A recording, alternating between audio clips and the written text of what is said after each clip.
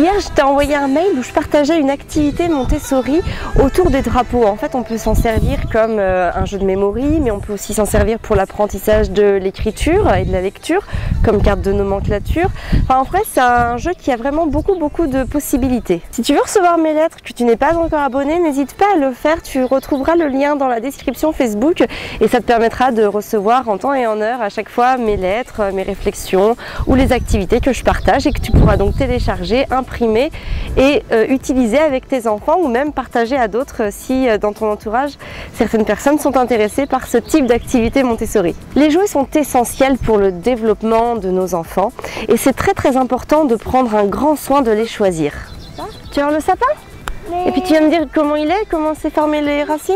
Chez nous, on préfère vraiment que les enfants aient moins de jouets, mais que les jouets qu'ils ont soient utilisés et vraiment rentabilisés par rapport à leurs utilisations. On aime que l'enfant joue avec le jeu plutôt que le jeu joue avec l'enfant.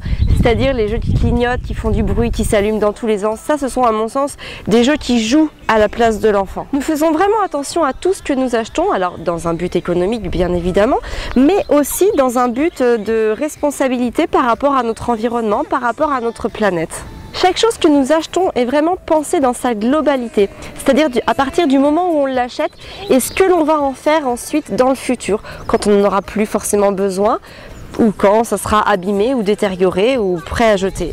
On va pas forcément dans cette réflexion pour tout. Quand je suis devant, quand j'ai besoin d'une brosse à dents et qu'il faut que j'en achète une, je me dis pas évidemment à quoi elle va servir.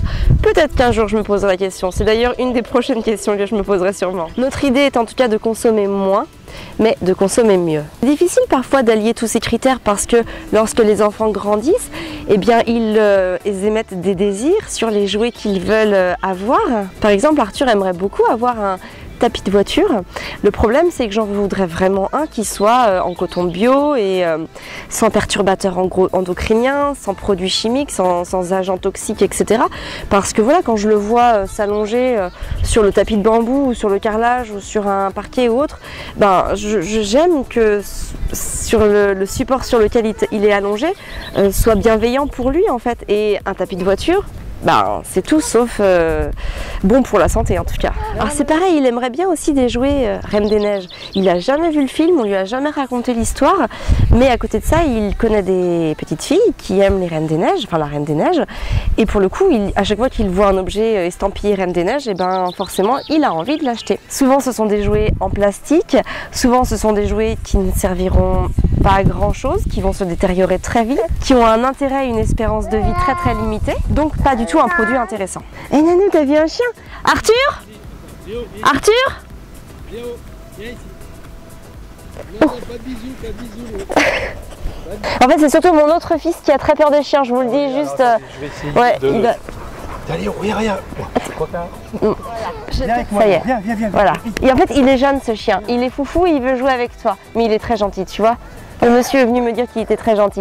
Et puis c'est aussi cautionner des choses qui sont complètement contraires à nos idéologies. C'est possible d'expliquer à l'enfant notre façon de consommer, notre façon de voir les choses. D'ailleurs, on intègre réellement Arthur dans cette démarche en lui expliquant toujours le pourquoi du comment, ce qui est bon, ce qui est mauvais, avec des mots d'enfant, avec des relations simples à comprendre. Mais voilà, on ne lui dit pas non pour dire non parce qu'on n'est pas d'accord. On donne toujours des explications qui vont lui permettre de se créer une réflexion et lui permettre de comprendre notre façon de fonctionner. Alors, quand on choisit des jeux, on s'attache sur 3 critères principalement. La première, c'est la qualité du jeu. Il faut que le jeu soit d'une très bonne qualité pour servir à plusieurs enfants. Il faut aussi que ce jeu ait un intérêt multiple, c'est-à-dire pouvoir être utilisé de plusieurs manières différentes. La deuxième chose, c'est la fabrication. En me voyant créer des objets, par exemple les hochets, les mobiles, les coussins sensoriels, eh bien, on s'inscrit dans une démarche de fabriquer les choses pour les utiliser. Et c'est vraiment très intéressant que cette démarche-là, ça soit toujours à la base, qu'on ait toujours cette possibilité de créer des choses. Ça permet aussi à l'enfant, quand il en a envie, de se dire que s'il veut quelque chose, il peut aussi la créer. La troisième chose, ce sont les réparations. Dès qu'un jouet est cassé, abîmé, détérioré, on va toujours chercher à le réparer, soit par nous-mêmes, soit le faire réparer.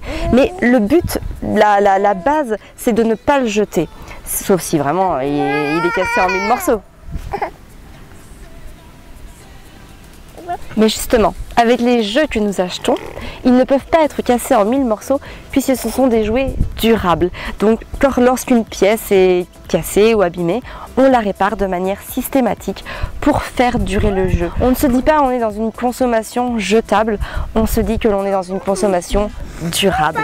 Tous ces cheminements, toutes ces réflexions prennent du temps et c'est important de les assimiler, d'en prendre pleinement conscience. Allez, on va rentrer manger parce que j'ai 2 petits loulous qui vont bientôt être affamés. Et moi, je mangerai tout le repas. Et oui, toi, tu mangeras tout le repas. Oh. Et ce midi, on mangera du foie de morue. Super, super.